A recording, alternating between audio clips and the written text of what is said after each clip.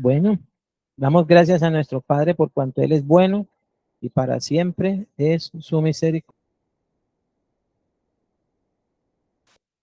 Hoy tenemos nuestro servicio de lectura número 144 del martes 10 de septiembre de 2024. Hoy, si así Dios lo permite, continuaremos en nuestro capítulo 6 del libro de Levítico. Nuevamente es muy trascendental recordar cuál es el propósito y la finalidad del estudio, la lectura de este libro. Es para poder, a través del libro de Levítico, entender y comprender la trascendencia de cómo venir y vivir delante de Dios para adorarlo conforme Él es santo y de acuerdo pues al contexto del libro, hasta el tiempo de reformar las cosas, esto es hasta que viniese nuestro Señor y ya entonces vivir de acuerdo a la obra hecha por Cristo, la cual dijo el Padre y está también escrito en el Nuevo Testamento, la obra que Él ha comenzado la está perfeccionando en nosotros, habiendo su Hijo acabado la obra que el Padre le dio que hiciera. Ahora el Padre la perfecciona en nosotros que hemos creído. Estamos en el capítulo 6 del libro de Levíticos, ley sacrificial, tercera parte. Ya hemos visto el punto número 1, restitución y expiación, Levítico 6, versículos 1 al 7. Hemos visto el punto número 2, leyes de los sacrificios diarios. En ellos estamos en estos momentos del versículo 8 al versículo 30.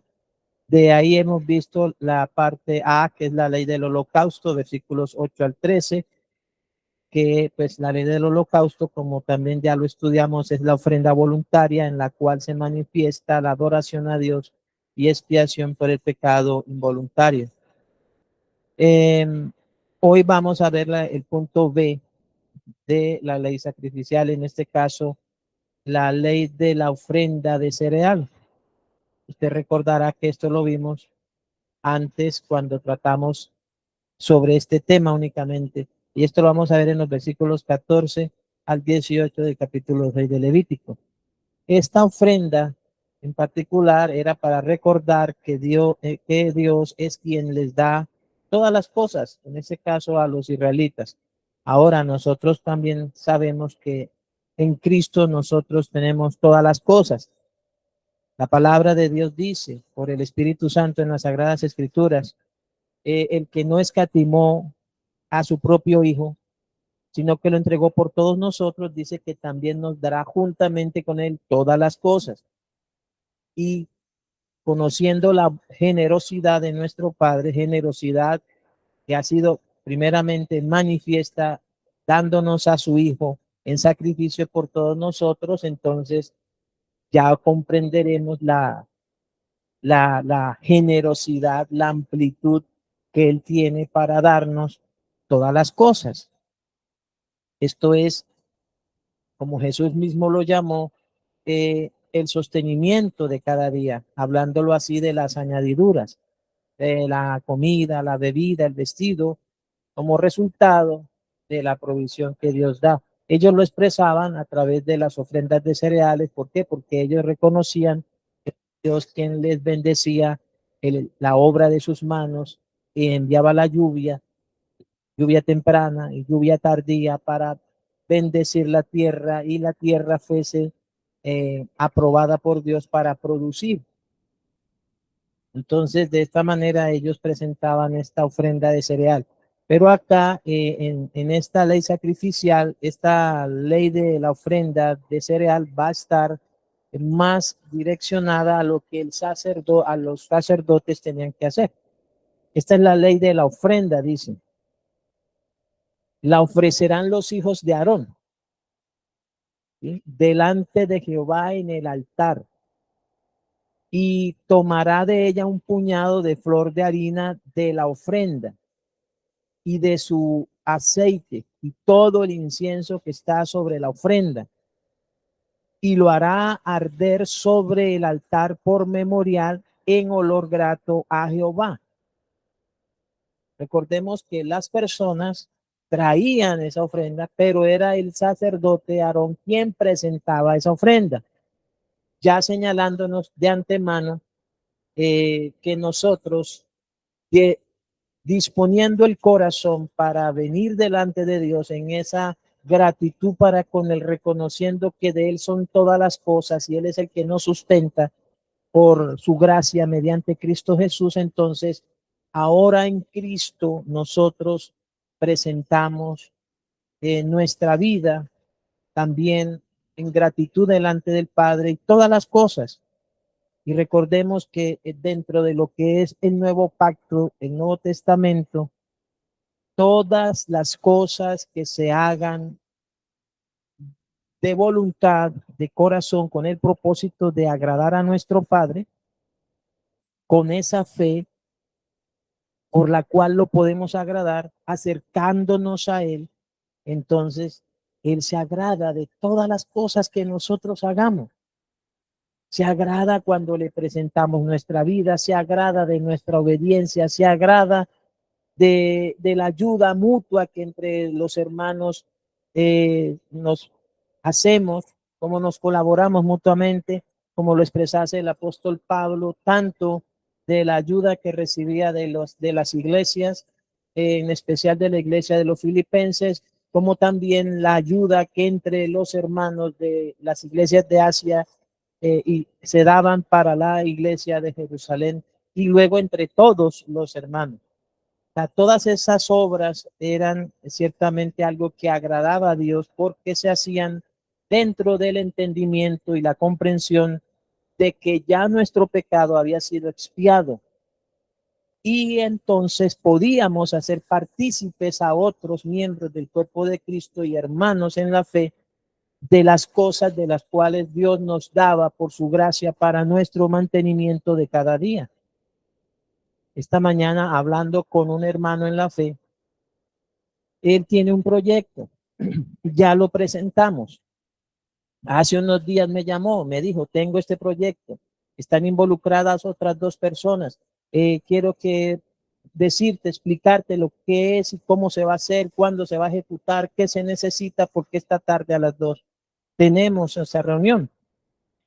Luego, pasados 2 días, me llamó y me dice, la reunión salió bien. Y él expresó lo siguiente, bueno, sé que esas cosas son de esta vida. Yo le dije, no hay que desestimar nada de lo que los hijos de Dios hacen. Hay que poner las cosas en su debido orden, pero no hay que desestimar nada en lo absoluto. ¿Por qué razón? Porque Abraham, siendo llamado por Dios para ser ciertamente el patriarca del pueblo de Israel, y de quien viniese la simiente, la cual es Cristo, porque a él se le dieron la promesa, en tu simiente serán benditas todas las familias de la tierra. A él, amados hermanos, Dios también lo bendijo en la obra de sus manos. ¿Cómo hizo él esto? Yo le decía al hermano, mira, no desestimes nada, no tengas en poco nada de lo que estás haciendo en tus proyectos y en todas las cosas que haces. ¿Por qué razón? Porque Abraham entendió el llamado que Dios le estaba haciendo, entendió la trascendencia de ese llamado e integró a, a ese propósito de Dios para con él a través de la simiente, la cual es Cristo, integró su labor como administrador de Dios mediante la riqueza que tenía. Tenía ganado, tenía ovejas y llegó a ser muy rico.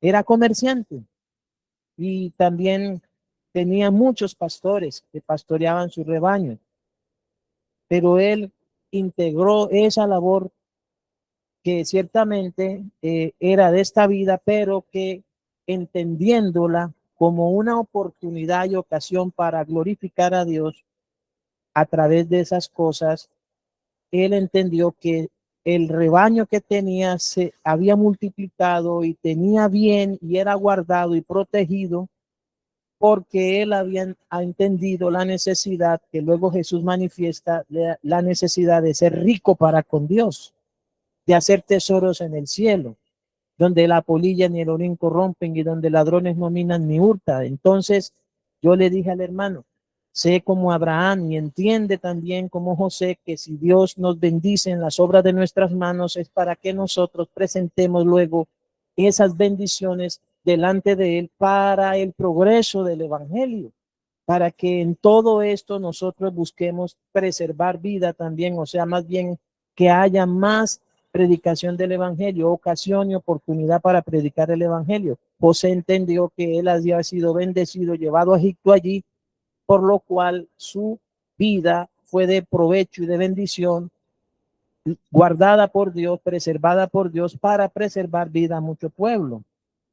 Y así fue como entró entonces su padre y sus hermanos con toda su familia a Egipto y fueron preservados y guardados allí, multiplicados allí. Entonces, cuando nosotros entendemos esto, ellos lo entendían en el sentido de presentar esta ofrenda de cereal, una ofrenda con la cual ellos reconocían que ellos le estaban dando a Dios de lo que ellos estaban recibiendo de Dios, como ya lo expresamos, como David también lo expresara. Entonces, esto, amados hermanos, lo presentaban ellos y el sacerdote era el encargado de llevar a cabo la presentación de dicha ofrenda delante de Dios, y por eso el énfasis lo hace sobre el sacerdote. En esta ley sacrificial lo hace sobre el sacerdote. Es nuestro Señor Jesucristo, y solo mediante nuestro Señor Jesucristo, nuestro único mediador e intercesor y sumo sacerdote, que nosotros podemos presentar todas las cosas delante de Dios, entendiendo de que cualquier cosa con la cual nosotros seamos prosperados, lo seremos en función del progreso del evangelio, de la predicación del evangelio, de hacer tesoros en el cielo, de ayudar y cooperar con que otros sean salvos. Y eso ciertamente va a ser para, dice, algo de olor grato a Dios. Y lo hará arder sobre el altar por memorial en olor grato a Jehová. Es bueno siempre que todo se presente mediante el sacrificio de Cristo. No lo presentemos aparte del sacrificio de Cristo, no lo presentemos fuera del sacrificio de Cristo, no lo presentemos sin Cristo. Recordemos que Jesús dijo, separados de mí nada podéis hacer. Podemos hacer muchas cosas. Recordemos la bendición de Juan Agallo. Amado, yo deseo que tú seas prosperado en todas las cosas. ¿Sí? Yo deseo que seas prosperado en todas las cosas. Él oraba y deseaba que Gallo fuera prosperado en todas las cosas, porque Gallo en todas esas cosas en las que era prosperado, como prosperaba su alma, y con una buena salud, él era muy útil para el progreso del evangelio. Pues entonces así nosotros. Pero entonces, todo esto mediante Cristo, ya no mediante Aarón, ni ninguno de sus hijos, ni ninguno de su descendencia, porque ellos murieron, pero lo presentamos mediante uno que vive para siempre, según el orden de Melquisedec, nuestro Señor Jesucristo. Eso, amados hermanos, el Señor lo presentará ante el Padre. Nosotros, como dijo el apóstol Pablo, nosotros nos presentamos primeramente a Dios y luego a los apóstoles, en este caso a los ministros, y luego a los hermanos. Y todo esto entonces será agradable a Dios. Sacrificio, es acepto, de olor grato. Y bueno, también decía el apóstol Pablo, dejó escrito, y fruto que abunde en nuestra cuenta. Luego dice nuevamente acerca de los derechos que tenían los que participaban en el altar, y el sobrante de ella lo comerán Aarón y sus hijos, sin levadura se comerá, en lugar santo, en el atrio del tabernáculo de reunión lo comerán, no se cocerá con levadura. O sea, aquí está hablando de que todos también hay que presentarlo, como dijo el apóstol Pablo, a través de, por inspirado por el Espíritu Santo, sin levadura. ¿Qué quiere decir esto? Con un corazón sincero, en plena certidumbre de fe. O sea, con panes sin levadura, de sinceridad y de verdad, haciéndolo de corazón puro, con una fe no fingida, con un amor nacido de corazón limpio, de un corazón nuevo y una conciencia purificada a través de la obra de Cristo. Entonces, todas las cosas que se hagan hay que hacerlas así, porque también nosotros, dicho por el Espíritu Santo, somos una nueva masa, sin levadura, como soy verdaderamente libre. Entonces todo lo que presentemos también será dentro de esa misma condición, sin levadura, sin incertidumbre, sin hipocresía, sin nada oculto, sin encubrir a cosa alguna que sea ajena a la santidad, porque dice que en lugar santo, en el atrio del tabernáculo de reunión lo comerán. En este caso, apuntando más a los sacerdotes o aquellos que ministraban en el tabernáculo, hoy ministran hombres que ministran de parte del Señor Jesucristo a la iglesia. Dice, no se cocerá con levadura. La levadura está fuera, totalmente fuera de toda actividad eclesiástica, de toda administración de la palabra y de toda predicación del evangelio. La levadura estará fuera permanentemente y para siempre. Dice, la he dado a ellos por su porción de mis ofrendas encendidas. Es cosa santísima. Dice, recordemos esto. Era todo esto de las ofrendas, en el caso de la ofrenda de cereal, como lo es también la ofrenda del holocausto y la expiación, era se estaba anunciando que habría una comunión donde se participaría de la mesa del Padre a través de su Hijo Jesucristo y la administración de su Hijo como sumo sacerdote para la iglesia, para su pueblo, que es la iglesia, los hijos e hijas de Dios. Aquí estaba reflejado porque comían la parte que era para Dios en olor grato, la parte que era para el sacerdote, la parte que era para los hijos de Aarón, la parte que era de quien ofrecía la ofrenda. Esto es cosa santísima y esto nos está hablando de esa comunión verdadera que tendríamos con el Padre y con su Hijo Jesucristo y con el Espíritu Santo mediante el nuevo pacto. Y él dice, como el sacrificio por el pecado y como el sacrificio por la culpa, todos los varones de los hijos de Aarón comerán de ella. Y aquí nuevamente vuelve a ratificar que los que participan del altar coman del altar, o los que predican el evangelio y trabajan en el evangelio, vivan del evangelio. No es nada malo, no es pecado que alguien que trabaje y esté ocupado de tiempo completo en la obra del ministerio, pues entonces se sostenga y viva del evangelio. Dice que esto sería estatuto perpetuo, será para vuestras generaciones tocante a las ofrendas encendidas para Jehová. ¿Por qué? Porque Dios le hace partícipe de lo que le están presentando. Recordemos, es la mesa. Dios hace partícipe de esto a sus hijos mediante el sumo sacerdote, en este caso nuestro Señor Jesucristo. Toda cosa que tocar en ella será santificada, porque de igual manera recordemos que todo lo que tiene que ver con Dios es santo. Ahora, dentro de esa ofrenda de cereal había la ofrenda de cereal para ungir al sumo sacerdote, de los versículos 19 a 23. Y dice lo siguiente, habló también Jehová a Moisés diciendo, esta es la ofrenda de Aarón y de sus hijos que ofrecerán a Jehová. Dice que acá está, es la ofrenda que Aarón y sus hijos ofrecerán el día en que fueran ungidos. Pero vamos a verlo más adelante. Pero ¿qué era lo que tenían que hacer? Ellos dicen la 10ª parte de un efa de flor de harina. Ellos tenían que presentar entonces la 10ª parte de un efa de flor de harina.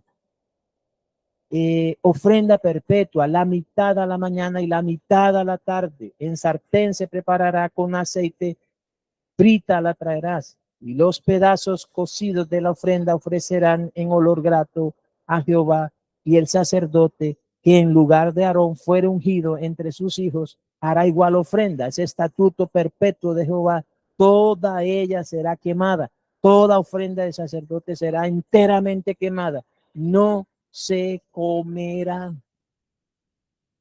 Ahora, este pasaje, antes de ir ya a la última parte, este pasaje nos está hablando, mis amados hermanos, que el sumo sacerdote tenía también que presentar la 10ª parte. Él recibía y de lo recibido, él también ofrecía la 10ª parte. Y esto habla, amados hermanos, en las escrituras está algo que se llama lo que es el dar y recibir.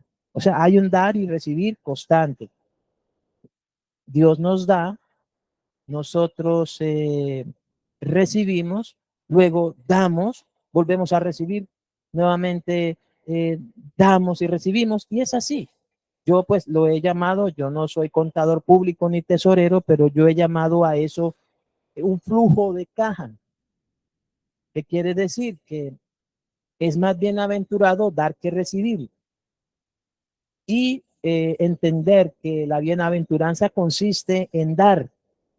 Entonces usted da y recibe, da y recibe, da y recibe. Pero ¿para qué recibe y recibe y recibe y recibe?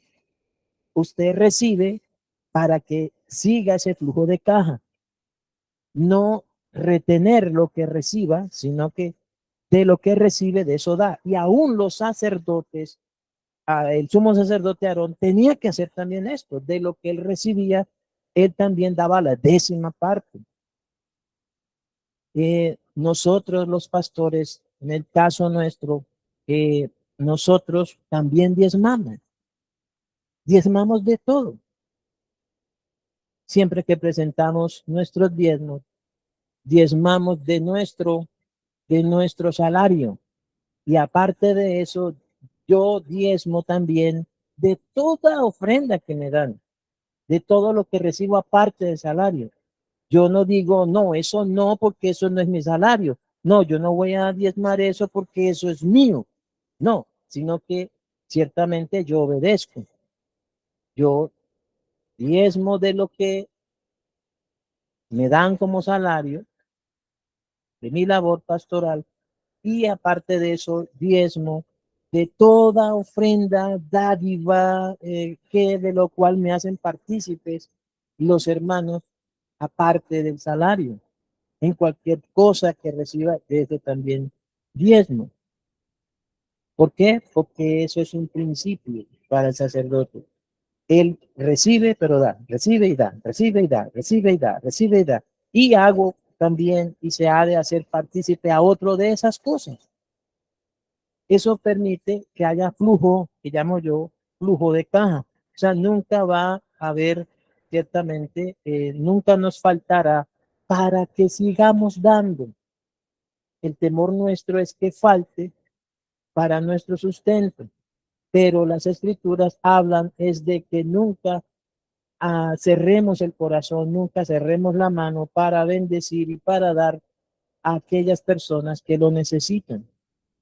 Pero primeramente darle a Dios lo que es de Dios, honrarlo con nuestros bienes, con los muchos o los pocos que tengamos, y que haya ese permanente dar y recibir, que era lo que también el apóstol Pablo hablaba a los filipenses. Ellos participaron con él en razón de dar y recibir. Él les sembraba lo espiritual, ellos les sembraban lo material, luego él también ayudaba a otros y ellos también ayudaban a otros, y entonces había un flujo de caja.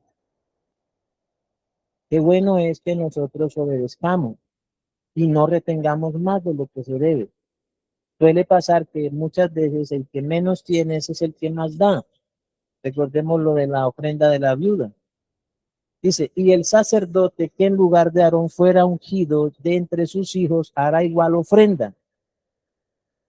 Ese estatuto perpetuo de Jehová, ese estatuto perpetuo de Jehová, toda ella será quemada, toda ofrenda de sacerdote será enteramente quemada, no se comerá porque le pertenece a Dios.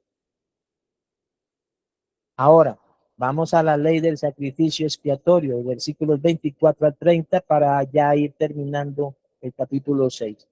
La ofrenda, esta ley del sacrificio expiatorio, que habla acerca de la ofrenda para pedir perdón por los pecados. Recordemos que estas ofrendas, en este caso, esta ofrenda expiatoria para pedir perdón por los pecados, era por los pecados de ignorancia. Ese es el contexto general de la expiación. Dios envió a su Hijo para expiar los pecados de ignorancia del pueblo. Recordemos, tanto para judíos como para gentiles, los pecados de ignorancia e incredulidad por causa de la incredulidad y de la ignorancia, como lo dijo Pablo, se volvió perseguidor de la iglesia, lo hizo en ignorancia, en incredulidad, y Dios tuvo misericordia de él y compasión de él y lo salvó mediante Jesucristo. Recordemos lo que expresó el apóstol Pablo frente a eso, que Jesús vino a salvar a los pecadores, de los cuales él es el primero. Y en eso usted también y yo podemos decir, yo también. Nos ponemos por colocar ahí al ladito de Pablo y decir, yo también, yo también, yo también, yo también. Para no decir, no, yo no peco tanto, yo no puedo decir eso, yo no soy tan pecador como Pablo dijo que era pecador y que era el primero entre todos los pecadores. No, es mejor tener la postura de Pablo. Es una postura, la mejor postura que se debe tener y que se debe tener frente a la necesidad de la redención, de la expiación del pecado. Es decir, si Jesús vino a salvar a los pecadores, yo soy el que más urgentemente necesito eso. Yo soy el más pecador. Porque recordemos también que a quien se le perdona más, mucho, mucho ama. A quien se le perdona poco, poco ama, porque no estima que la redención y la expiación es para pagar el precio de sus pecados, que con lo único que se puede pagar es con la muerte. Muerte, en este caso, que llevó nuestro Señor Jesucristo. Entonces, y habló Jehová a Moisés diciendo, habla a Aarón y a sus hijos y diles, esta es la ley del sacrificio expiatorio. Recordemos, expiar es pagar, pagar. En este caso, en la ley de la ofrenda, de acuerdo al Levítico, este sacrificio expiatorio lo que hacía era remitir la culpabilidad, transferir la culpabilidad al animalito en espera de que llegase la simiente, en este caso, él que era el verdadero cordero de la expiación, en este caso Jesucristo. Dice, esta es la ley del sacrificio expiatorio. En el lugar donde se degüelle el holocausto, será degollada la ofrenda por el pecado delante de Jehová. Es cosa santísima. El sacerdote que la ofreciere por el pecado la comerá en lugar santo, será comida en el atrio del tabernáculo de reunión. Todo lo que tocare su carne será santificado, y si salpicare su sangre sobre el vestido, lavarás aquello sobre lo cual cayere en lugar santo, y la vasija de barro en que fuere cocida será quebrada, y si fuere cocida en vasija de bronce será fregada y lavada con agua. Todo varón de entre los sacerdotes la comerá, es cosa santísima. Mas no se comerá ninguna ofrenda de cuya sangre se metiere en el tabernáculo de reunión para hacer expiación en el santuario. Al fuego será quemada. Recordemos que la que entraba en el santuario tenía que ser totalmente quemada. De una se participaba y la otra era expresamente para Dios. Nuevamente está que en ese, mediante el sacrificio de Cristo, como esto era sombra de los bienes venideros hasta la restauración de todas las cosas por medio del sacrificio de Cristo, está presente la comunión. Una parte de la obra de Cristo es en la parabendición de los hijos e hijas de Dios, con lo cual dice que Dios nos bendijo con toda bendición espiritual en lugares celestiales con Cristo, pero también ciertamente el sacrificio fue primero presentado al Padre. El Señor Jesús se presentó con su propia sangre delante de su Padre y fue acepto al Padre, fue agradable al Padre, y luego el Padre hace partícipe a todos aquellos que creen en Él, de aquellos que Él haya tenido misericordia y compasión, porque tampoco es del que quiere ni del que corre, sino de Dios que tiene misericordia. Y quiero ya para finalizar en estos últimos minutos, Hebreos 1 del 1 al 3, quiero que usted se deleite y se goce con lo que vamos a leer, que ya hemos explicado o hemos hablado de esto muchas veces aquí, como lo dice. Hebreos 1, 1 al 3. Dios, habiendo hablado muchas veces y de muchas maneras en otro tiempo a los padres por los profetas, en estos postreros días nos ha hablado por el Hijo, a quien constituyó heredero de todo y por quien asimismo hizo el universo, el cual siendo el resplandor de su gloria, la imagen misma de su sustancia, y quien sustenta todas las cosas con la palabra de su poder. ¿Sí? Acuérdense de esto, amados hermanos, el verbo hecho carne, Jesucristo que vino en carne, el Hijo de Dios, el unigénito del Padre, el primogénito de toda creación, él vino en carne. Y recordemos esto, que todo espíritu que confiese que Jesucristo vino en carne es de Dios. El que no confiese que Jesucristo vino en carne es del anticristo. Es necesario que creamos y aferremos más esa palabra que dice el Espíritu Santo. El Verbo fue hecho carne y habitó entre nosotros. Dios envió a su Hijo en semejanza de carne de pecado y condenó al pecado en la carne, y Jesús venció las potestades, triunfó sobre ellas en la cruz, crucificó al pecado en su carne y venció al enemigo. Porque así como los hijos participaron de carne y sangre, también participó de lo mismo. Él era el glorioso Hijo de Dios, la misma imagen y sustancia de su Padre, hecho hombre. Y luego dice, y habiendo efectuado la purificación de nuestros pecados por medio de sí mismo, se sentó a la diestra de la majestad en las alturas. Y este versículo final de Hebreos 1, lo que nos está diciendo es que la obra ya está terminada. No le hace falta nada. No le hace falta nada. La obra de Jesús terminó en la cruz. No traspasemos esos linderos. No pretendamos explicar más allá de lo que ya Jesús hizo o querer entender el sacrificio de Cristo más allá de lo que él mismo dijo, consumado es.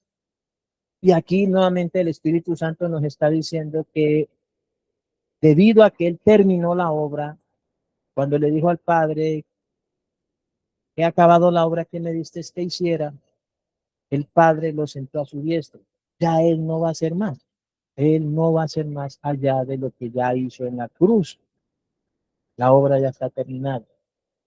Hebreos 2, 9 al 18 dice, pero vemos a aquel que fue hecho un poco menor que los ángeles, a Jesús coronado de gloria y de honra a causa del padecimiento de su muerte, para que por la gracia de Dios gustase la muerte por todos. Fue por la gracia del Padre que su Hijo Jesucristo gustó la muerte por todos nosotros. Dice, porque convenía aquel por cuya causa son todas las cosas y por quien todas las cosas subsisten, que habiendo de llevar muchos hijos a la gloria, perfeccionase por aflicción al autor de la salvación de él. Esto es a Cristo, a nuestro Señor Jesucristo. Fue perfeccionado por aflicción. Dice, porque el que santifica y los que son santificados de uno son todos. Recordemos esto porque en los pasajes antes leídos se enfatiza mucho, lo voy a colocar aquí en azulito, que todas las ofrendas que se presentaban, todas eran también santas y también se ponían en lugar santo porque eran cosas santísimas. Era algo que se presentaba, que se dedicaba, que se consagraba para Dios y Dios a su vez lo santificaba y eran santificadas estas cosas por la sangre. Así también entonces el que nos santificó a nosotros por medio de la sangre de su Hijo fue el Padre, porque el que santifica, dice, y los que son santificados, ¿qué quiere decir esto? Los que son apartados, consagrados, dedicados para su Padre, para Dios, lo son mediante la santificación que es en Cristo Jesús, por medio de su sangre, porque el que santifique, los que son santificados de uno son todos. Por lo cual no se avergüenza de llamarlos hermanos, diciendo, anunciaré a mis hermanos tu nombre y en medio de la congregación te alabaré. Dice, y otra vez yo confiaré en él y de nuevo he aquí yo y los hijos que Dios me dio. Y esto de que he aquí yo y los hijos que Dios me dio, nos recuerda nuevamente que si alguien llega a Jesús será porque el Padre se lo dio. Nadie puede venir a Jesús a menos que el Padre lo traiga a Jesús. Una vez que el Padre trae a alguien a Cristo, esa persona no resistirá a la gracia de Dios. No podrá resistirse a la gracia y al amor de Dios. ¿Por qué razón? Porque le ha sido dado por el Padre traerlo a Cristo para que Cristo haga expiación por su pecado y se lo presente de nuevo al Padre santificado mediante la obra expiatoria. Así que por cuanto los hijos participaron de carne y sangre, también participó de lo mismo para destruir por medio de la muerte al que tenía el imperio de la muerte, esto es al diablo, y librar a todos los que por el temor de la muerte estaban durante toda la vida sujetos a servidumbre. porque ciertamente no socorrió a los ángeles, sino que socorrió a la descendencia de Abraham, por lo cual debía ser en todo semejante a sus hermanos, el verbo hecho carne, Dios manifestado en carne, Jesucristo que vino en carne, el Hijo de Dios, el Hijo del hombre, el Hijo del Altísimo, Cristo.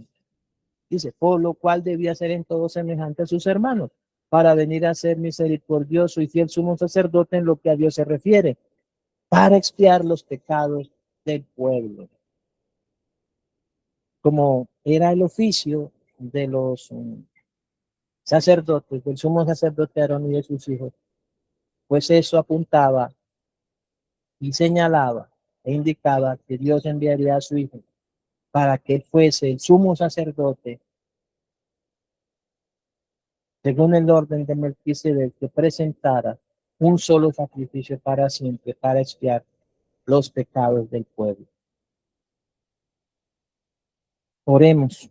Padre, en el nombre de nuestro Señor Jesucristo, tuya es la gloria, la honra, la magnificencia, la grandeza, el poder, porque todas las cosas son tuyas.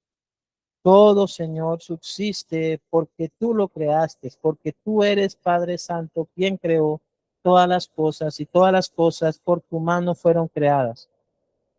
Pero ciertamente nos has permitido mediante tu gracia en Cristo Jesús, Señor nuestro, que la obra de tu Hijo, Señor amado, sea manifestada, sea dada a conocer a todos nosotros para iluminación del conocimiento de tu voluntad, porque ciertamente tú que mandaste que de las tinieblas resplandeciera la luz, has sido quien mandó que resplandezca la luz del Evangelio en nuestros corazones para que conociésemos el amor de la verdad y mediante el amor de la verdad que es en Cristo Jesús, nosotros pudiéramos, Padre Santo, recibir esta verdadera libertad mediante la obra de nuestro gran sumo sacerdote, nuestro Señor Jesucristo, según el orden de Melquisedec, Padre Santo, en quien tenemos perdón de pecados por el derramamiento de su sangre en la cruz, por su obra expiatoria, por su obra finalizada, terminada, Padre Santo, como él mismo lo dijo, Padre, he acabado la obra que me diste que hiciera. En esa voluntad tuya, mediante la obra expiatoria de tu Hijo, Señor, hemos sido santificados para que podamos todos nosotros, Padre Todopoderoso, agradarte en todas las cosas y ciertamente ser de ese olor grato en cada cosa que hagamos delante de ti, como lo hemos hablado en esta noche, Señor, que cada uno de nosotros pueda presentarse en sacrificio vivo delante de ti, santo, agradable delante de ti, en olor grato mediante Cristo Jesús, porque reconocemos que separados de tu Santo Hijo nada podemos hacer, Padre. Como él mismo lo dijo, separados de mí nada podéis hacer. Permítenos, Padre Santo, glorificarte, permítenos vivir para agradarte en todas las cosas, Padre mío. Señor, que tus hijos hagan, Señor, aún en los propósitos que tienen de esta vida. Muchos de ellos tienen emprendimientos, tienen propósitos, tienen empresas, tienen empleos, tienen labores de sus manos, Señor. Yo te ruego que en cada una de ellos sean prosperados, reciban, Señor, así tipológicamente, Señor amado, la lluvia temprana y la lluvia tardía, por la cual, Señor, las obras de sus manos sean bendecidas, sean aprobadas y mediante ellas ellos también te puedan glorificar, puedan puedan ser ricos para contigo, Señor, hacer tesoros en el cielo, Padre Santo, y ser de provecho y de bendición y progreso para el Evangelio, ser útiles a ti, Señor, aún en las obras de estas manos que son para esta vida, pero que con ellas te puedan glorificar mediante la obra de Cristo. Y sobre todo, Padre, te ruego que podamos, Señor amado, serte agradables en todo tiempo. Gracias a ti, Padre, por la obra de Jesús, porque nuestro Señor Jesucristo fue quien se entregó en sacrificio por todos nosotros. Un solo sacrificio bastó, una vez y para siempre, habiendo obtenido eterna redención. Gracias, Padre, por habernos justificados y mediante la justificación tener paz para contigo, mediante la fe que es en Cristo Jesús, Señor nuestro. Gracias por haber tenido misericordia y compasión de nosotros, porque reconocemos que ninguno puede estar delante de ti a menos de que tu Hijo, Padre Santo, nos presente y nos presentase delante de ti. Te damos muchas gracias, Padre, por tu amor y misericordia en el nombre de Jesús. Amén y amén.